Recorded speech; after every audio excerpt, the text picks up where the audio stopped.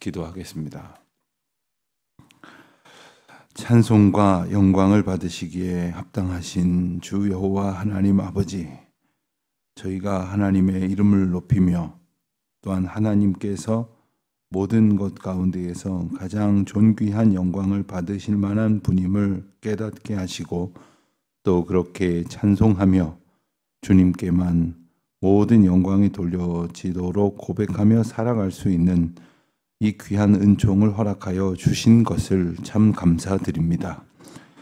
사람은 저마다 높여지기를 원하며 그래서 남들이 높여주지 않는다고 자기가 자신을 높이고 또 그보다 더 높아지겠다고 자기 자신을 왜곡하고 또 남들에게 속여가면서 근사하게 보이려고 하는 어리석은 속성을 가졌지만 하나님의 은혜 가운데에 저희는 저희가 높여지는 것보다 하나님의 이름이 높여지는 것이 더 귀하고 복된 일임을, 그리고 하나님께서 기뻐하실 일이며 저희가 정말로 기뻐할 만한 일임을 알게 하여 주셨습니다. 그래서 주님의 이름을 높이고 그리고 다른 사람을 나보다 더 귀하게 여기는 것이 기쁨이 되는 것을 알게 하여 주셨습니다. 하나님 참 감사합니다. 그래서 교만하게 살지 않게 하시고 이마만큼의 믿음으로 겸손한 삶을 살 수 있도록 은총을 베풀어 주신 것을 감사드립니다. 창조주 하나님의 영광을 돌려드리는 것이 피조물로 이 땅을 살아가는 저희들의 존재의 이유고 하나님께서 저희들을 지으신 목적임을 말씀을 통해 일러 주셨사온즉 저희들이 그와 같은 하나님의 뜻을 따르며 살아갈 수 있도록 도와주시옵시고 연약하고 여전히 어리석은 저희들 수시로 교만해지고 그리고 때때로 그 교만으로 인하여 하나님께서 주신 은혜를 가리고 또 다른 사람들에게 증거해야 될 사랑을 오히려 자기 자신을 향한 욕망으로만 사용하는 이 부족하기 짝이 없는 인생들을 불쌍히 여겨 주셔서 오늘도 주님의 이름 높이는 일에 진정한 기쁨을 얻을 수 있도록 인도하여 주시기를 기도드립니다. 하나님께서 이스라엘 백성들에게 하나님을 높이는 것이 어떤 의미인지를 알게 하여 주셨습니다.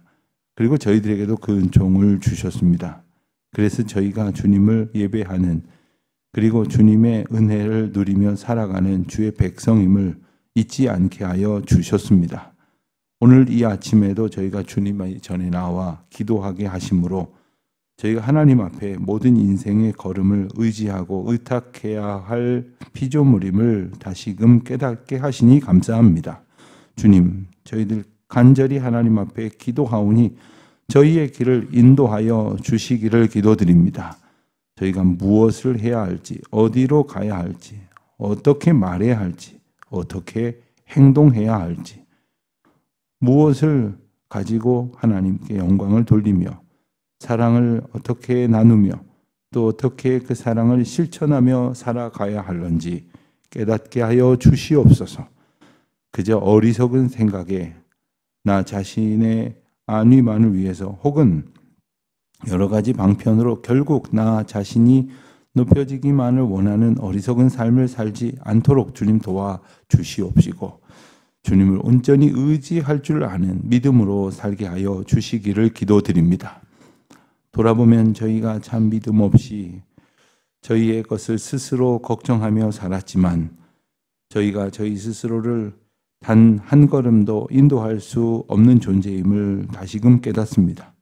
또 하나님께서 지난 모든 걸음을 인도하여 주셨고 또 앞으로도 인도하여 주실 것을 고백합니다.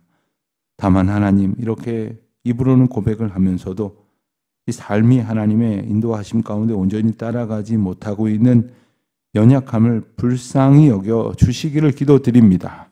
하나님의 평강으로 저희들을 인도하여 주시기를 기도드립니다. 세상 속에서 저희들이 어디서 배웠을지 모를 이 불신앙적인 또 악하고 게으른 행태로 인하여 하나님의 인도하심을 따르지 아니하는 불순종이 벌어지지 않도록 오늘도 말씀 붙들고 말씀 위에서 오직 말씀을 의지하며 하나님 말씀하시는 그 뜻 가운데에서 주님의 인도하시는 은혜를 깨닫는 기쁨으로 충만케 하여 주시옵소서. 저희에게 그와 같은 은혜를 주시고자 저희를 이 아침에도 부르신 것 감사합니다. 온 성도들이 어디에 있든지 그 은혜 가운데에 서게 하여 주시옵소서.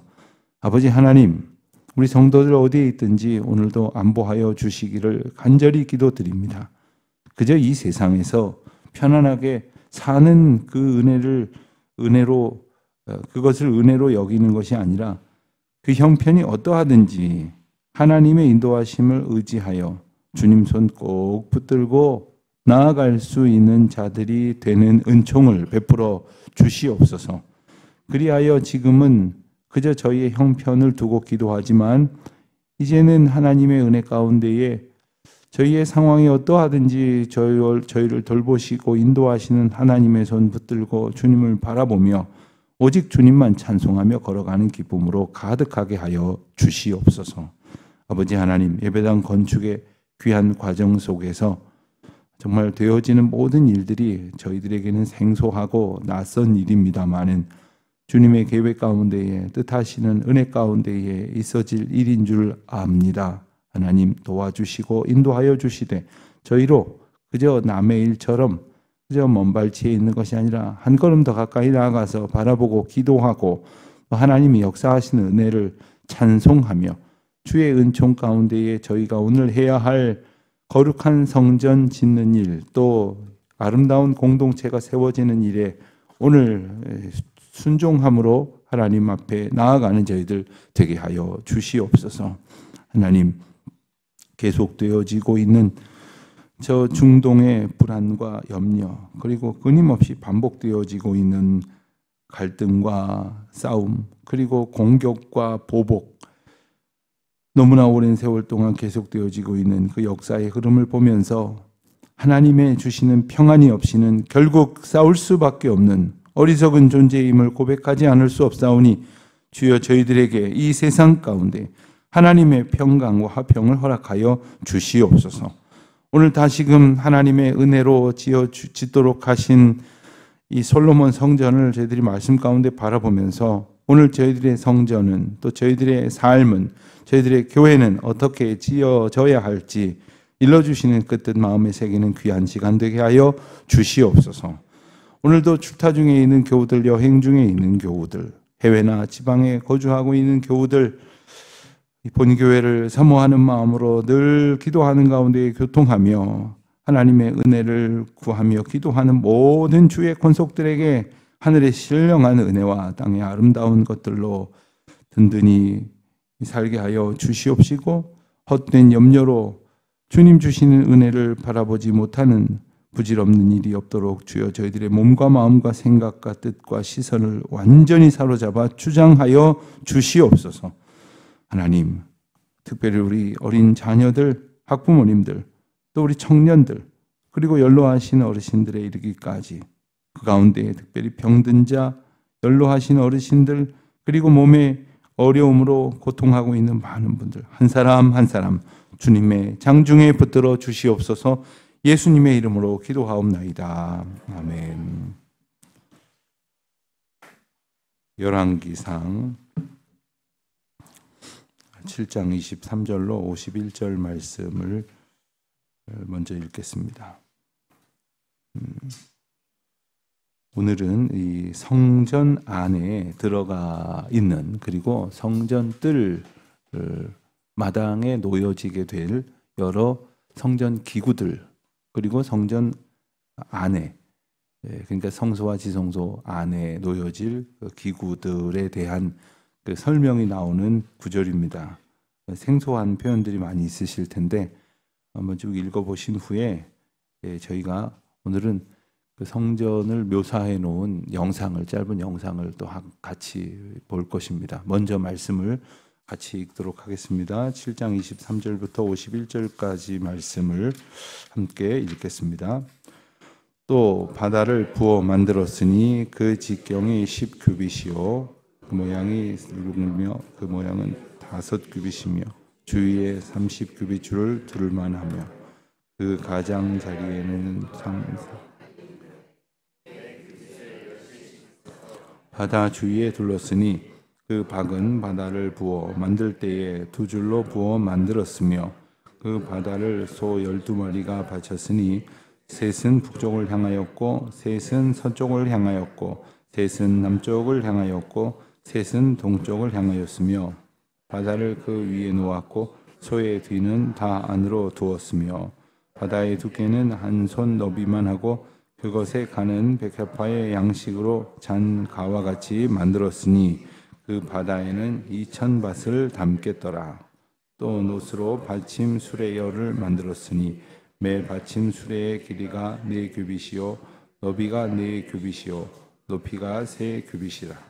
그 받침 수레의 구조는 이러하니 사면 옆 가장자리 가운데에는 판이 있고 가장자리 가운데의 판에는 사자와 소와 그룹들이 있고 또 가장자리 위에는 놓는 자리가 있고 사자와 소 아래에는 화환 모양이 있으며 그 받침 수레에 각각 4놋 바퀴와 놋축이 있고 받침 수레 4발 밑에는 어깨 같은 것이 있으며 그 어깨 같은 것은 물두멍 아래쪽에 부어 만들었고 화환은 각각 그 옆에 있으며 그 받침 수레 위로 들이켜 높이가 한 규빗 되게 된 것이 있고 그 면은 직경 한 규빗 반 되게 반원형으로 우묵하며 그 나머지 면에는 아로 새긴 것이 있으며 그 내민 판들은 네모지고 둥글지 아니하며 네 바퀴는 옆판 밑에 있고 바퀴축은 받침 수레에 연결되었는데 바퀴의 높이는 각각 한 규빗 반이며 그 바퀴의 구조는 병거 바퀴의 구조 같은데 그 축과 태와 살과 통이 다 부어 만든 것이며 받침 수레 네 모퉁이에 어깨 같은 것 넷이 있는데 그 어깨는 받침 수레와 연결되었고 받침 수레 위에 둥근 테두리가 있는데 높이가 반 규빗이요 또 받침 수레 위에 버팀대와 옆판들이 받침 수레와 연결되었고 버팀대 판과 옆판에는 각각 빈 곳을 따라 그룹들과 사자와 종려나무를 아로새겼고 또 그 둘레에 화환 모양이 있더라. 이와 같이 받침 수레 10개를 만들었는데 그 부어 만든 법과 크기와 양식을 다 동일하게 만들었더라. 또 물두멍 10개를 놋으로 만들었는데 물두멍마다 각각 40밭을 담게 하였으며 매 물두멍의 직경은 4규빗이라 10받침 수레 위에 각각 물두멍이 하나씩이더라. 그 받침 수레 5은 성전 오른쪽에 두었고 5은 성전 왼쪽에 두었고 성전 오른쪽 동남쪽에 그 바다를 두었더라. 히람이 또 물두멍과 부삽과 대접들을 만들었더라. 이와 같이 히람이 솔로몬을 위하여 여호와의 전에 모든 일을 마쳤으니 곧 기둥들과 그 꼭대기에 공 같은 머리 둘과 그 기둥 꼭대기에 공 같은 머리를 가리는 그물 둘과 또 그 그물들을 위하여 만든 바 그물씩 기둥 위에 공 같은 두 머리를 가리게 한 석류 400개와 또 10개의 받침수레와 받침수레 위에 10개의 물두멍과 한 바다와 그 바다 아래에 소 12마리와 솥과 부삽과 대접들이라. 히람이 솔로몬을 위하여 여호와의 성전에 이 모든 그릇을 빛난 놋으로 만드니라. 왕이 요단 평지에서 숫꽃과 사르단 사이에 차진 흙에 그것들을 부어 내었더라. 기후가 심히 많으므로 솔로몬이 다 달아보지 아니하고 두었으니 그 놋 무게를 능히 측량할 수 없었더라.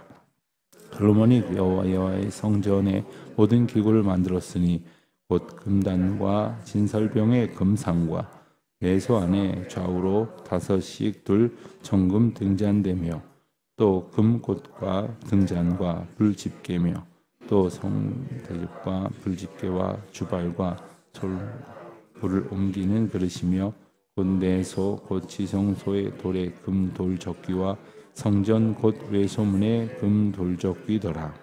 솔로몬이 여호와의 성전을 위하여 만드는 모든 일을 마친지라.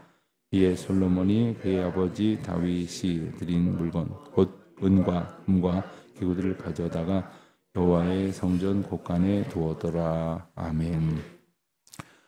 제가 이전에도 여러 교회의 그 성전 건물을 이렇게 탐방한 적이 많이 있었습니다. 그런데 생각을 해보니까 이전에는 그냥 대충 본 것 같아요. 요즘은 그렇게 볼 기회가 있으면 그렇게 보게 되지를 않습니다. 하나하나 꼼꼼히 보게 됩니다. 우리가 이 성경을 통해서 성전 또 출애굽기에 나오는 성막 그 구체적인 모습을 보자고 한다면 대부분 관심이 없으세요. 대부분 관심이 없는데 뭐 어떤 여러 가지 이유에서 이 관심이 생기기도 하는 것이죠. 그 가운데 우리가 이 관심을 두고 볼 이유는 뭐냐면 이 하나하나의 의미까지 다 공부해 가면 참 좋겠습니다만 그렇지는 못하더라도 성전을 두신 하나님의 허락하신 이유와 그 성전 안에서 되어질 일들을 향한 하나님의 소망은 무엇이었을까? 또 대략이라도 어떠한 모양으로 성전을 짓게 하셨고 그 성전 가운데에서 어떤 일들이 그 시설과 기구들을 통해서 이루어졌는가?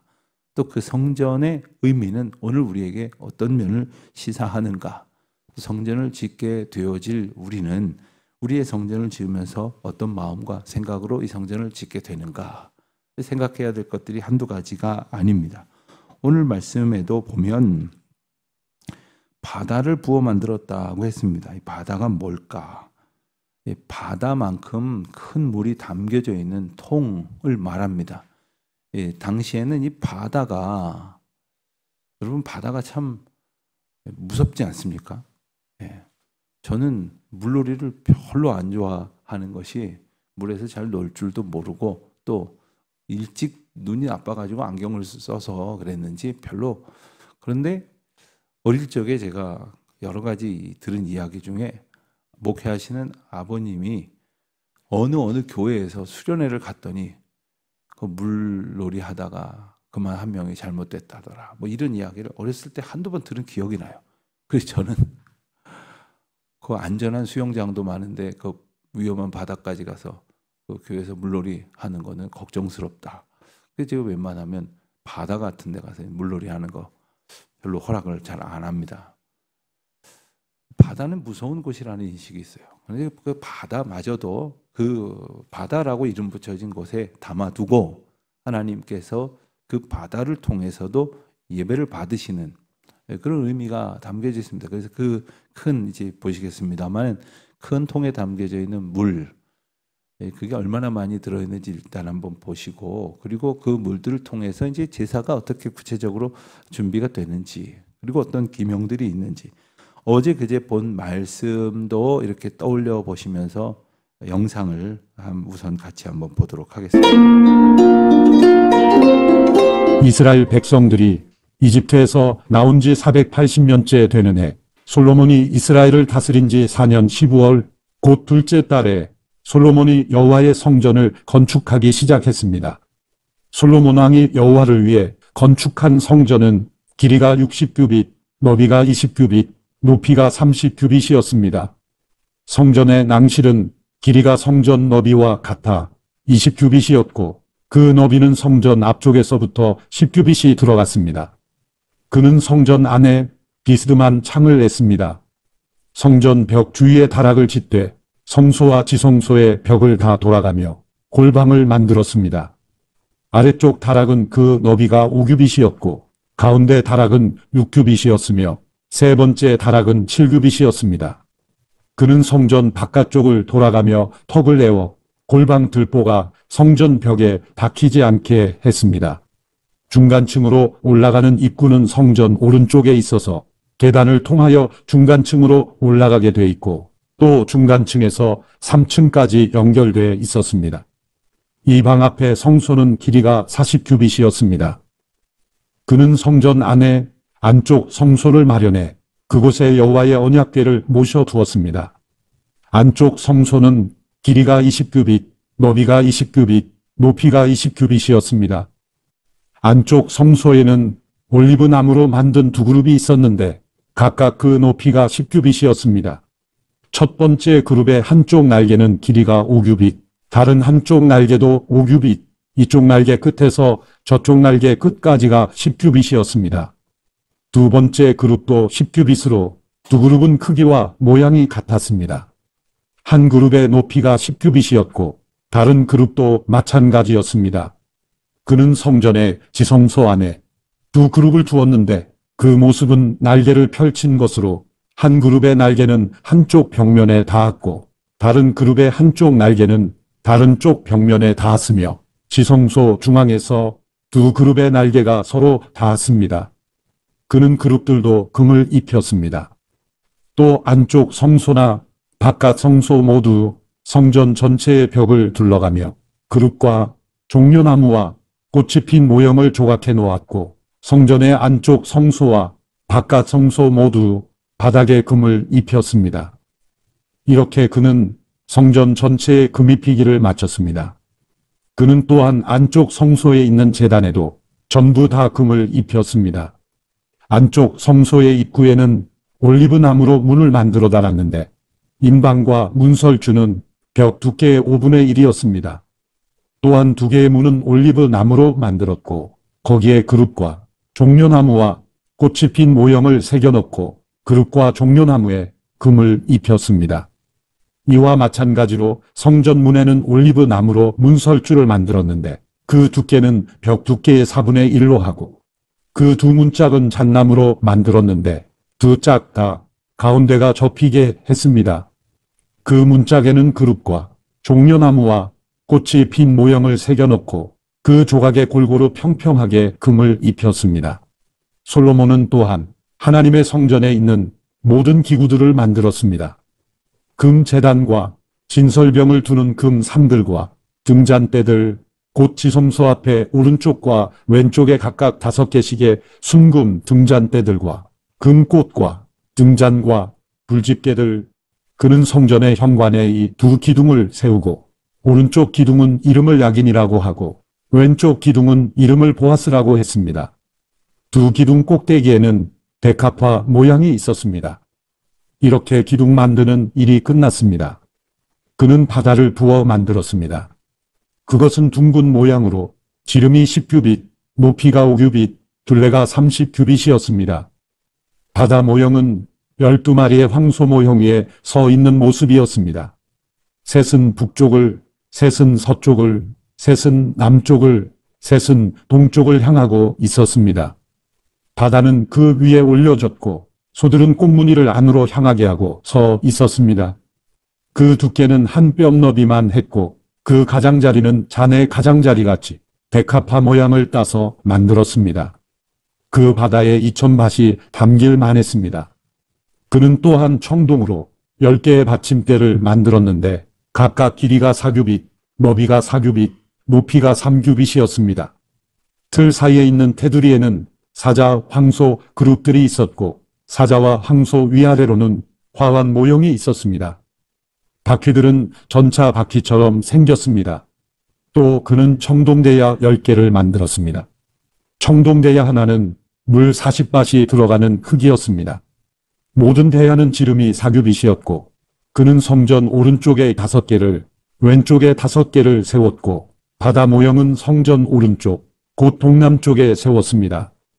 솔로몬 왕은 여호와의 성전을 위해 모든 일을 마쳤습니다. 어디 대강 좀 이제 그려지십니까? 아마 이 그림을 보시지 않았던 것보다 훨씬 더 이제 이해가 되실 것입니다. 조금 전에 보신 것처럼 그 바다를 그 성전 이 외벽 바깥쪽에 입구에 이렇게 만들어 둔 것은 제사에 필요한 그 많은 그 물들을 보관해 놓는 곳이기도 하고 그리고 제사에 참여하는 제사장이 손을 씻거나 또 정결하게 하기 위해서 몸을 씻는 그런 용도로 사용되었을 것입니다.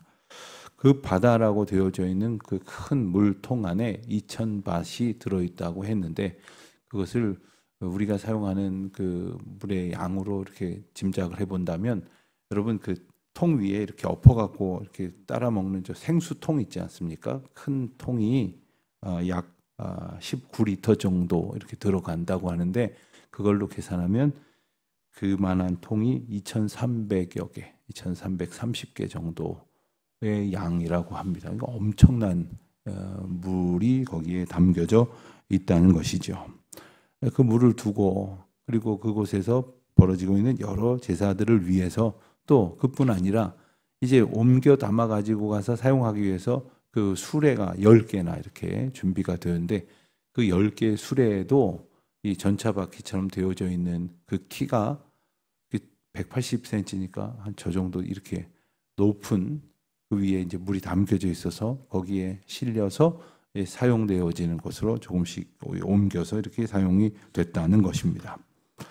그 받침과 수레와 이런 모양들이 오늘 본문에 이렇게 쭉 설명이 되어져 있는데 이것을 보면서 우리는 우선 하나님께서 이렇게 짓도록 일러주신 대로 순종하였던 솔로몬의 모습을 이제 우리가 볼 수가 있으면서도 조금은 이제 솔로몬이 온전히 순종하여 짓지 않았다고 보여지는 부분들이 또 있음을 알게 됩니다. 그 대표적인 것이 어제 말씀드렸던 그 기둥에 관한 내용이고 또 한 가지가 그 바다입니다. 그러니까 이제 그 바다를 하나님께서 그렇게 짓도록 하셨는지 아니면 뭔가 다른 의미가 있는지에 대한 논란이 많은데 왜냐하면 그 바다라고 하는 물통을 두고 있는 그 12마리의 그 황소를 보셨지 않습니까? 당시에 이 황소, 이 암소는 그 우상 숭배의 대표적인 어떤 그 상징이었습니다. 그러니까 우상 어떤 그 형상의 대표적인 것이었고 특별히 바알신 그리고 바알 종교를 믿는 그 이방신뿐만 아니라 그것에 영향을 받은 여러 나라의 여러 그 이방신의 그 우상으로 이렇게 삼게 되어졌습니다. 아마도 학자들은 추정을 하기를 당시에 어떤 그 문화적인 코드를 성전 건축에 가미한 것이 아니겠느냐. 그런데 우리가 하나님의 성전을 지으면서 하나님의 뜻을 더 구하고 더 의지하며 나아가야 되는데 갖게 되어지는 실수가 뭐냐면 우리도 지금 중요한 문제 가운데 있는데요. 세상 가운데 교회가 놓여져 있기 때문에 세상 사람들이 접촉하기 쉬운 그러한 교회를 만들어야 한다. 그래서 우리가 여러 가지 이제 사회적인 그 문턱을 낮추는 그러한 그 노력들을 교회가 하지요. 교회 안에 뭐 카페도 만들고 뭐 특별히 이제 어린이집이라든가 혹은 뭐 복지시설이라든가 혹은 뭐 노인대학이라든가 이런 여러 가지 프로그램들을 교회에서 하기도 합니다. 그런데 그럴 때 중요한 게 뭐냐 하면 그 세상과 다름이 없는 그 세상의 같은 방식으로 그저 문화적인 면을 치중을 해갖고 그래서 사람들을 끌어모으는 것이 다냐. 그 선교적인 측면의 그 일들을 하면서 하나님께서 지향하도록 하시는 아버지의 집으로서의 그 중요한 의미는 우리가 때로 놓쳐서는 안 된다는 것을 우리가 기억을 해야 됩니다. 그러니까 그것을 완전히 그 세상 밖으로 교회 밖으로 몰아내자는 이야기가 아니고 그걸 다 가져오자는 이야기도 아닙니다. 교회 안에 그런 예컨대 카페들이 교회 안에 있는데 교회 안에 카페가 있으면 그 의미는 뭐고 또 어떻게 만드는 것이 또한 이 시대에 또 우리가 예배당을 허락받은 이 지역에 또 이 세대에 합당할 것인가 계속 기도하면서 고민을 해야 될 문제라는 거죠. 요즘 젊은이들이 이런 풍을 좋아합니다. 그래서 그냥 교회도 그냥 그런 식으로 딱 갖다 해놓고 뭐 이러면 사람들이 올 겁니다. 우리가 때로 그렇게 흘러가기가 쉽거든요. 하나님의 뜻을 더 구하기 위해서 우리가 간절히 기도해야 하겠습니다. 여러 구절들 우리가 읽은 것처럼 성전의 여러 기구들이 이렇게 나열이 되어 있으면서 맨 마지막 절을 보면서 하나 짚어볼 만한 것은 51절 말씀에 보면 솔로몬 왕이 여호와의 성전을 위하여 만드는 모든 일을 마친지라 이에 솔로몬이 그의 아버지 다윗이 드린 물건 곧 은과 금과 기구들을 가져다가 여호와의 성전 곳간에 두었더라. 솔로몬 성전을 짓고 솔로몬 성전 안에 기명을 이렇게 성전 곳곳에 배치하고 두면서 아버지 다윗이 드린 물건을 언급을 합니다. 그러니까 이 성전 건축이 선왕인 다윗 때부터 소망하던 것이었고 또 다윗이 이미 하나님 앞에 바친 물건들이 있다는 거죠. 언젠가 그런 분이 있으셨어요. 돌아가신 어머니가 예배당 지으면 헌금하라고 해서 제가 가지고 왔습니다. 하신 분이 있었어요. 어머니가 언제 돌아가셨습니까? 그랬더니 벌써 한참 여러 해 전에 돌아가셨어요. 그런데 언젠간 성전을 건축할 때 이것도 좀 봉헌해라 하고 맡겨놓으셨대요. 제가 얼마나 감동을 받았는지 몰라요. 여러분, 우리가 지금 이 시대 내 눈앞에 있는 것만 생각하는 것이 아니라 이전에도 그리고 이후에도 우리를 다스리시고 인도하실 하나님, 우리 조상적부터 우리를 인도하시고 우리 자녀들과 후손들의 때에도 여전히 은혜를 베푸실 하나님의 거룩한 역사를 위해서 우리가 성전도 짓고 또 예배당도 섬기고 교회 공동체를 위해서 충성하는, 그저 오늘 우리의 즐거움을 위해서가 아니라 주신 시대를 뛰어넘는 하나님의 은혜와 사명을 바라보면서 우리에게 맡겨진 일들을 감당하는, 그리고 그와 같은 은혜를 누리는 우리 모두가 되시기를 축원드립니다. 기도하겠습니다.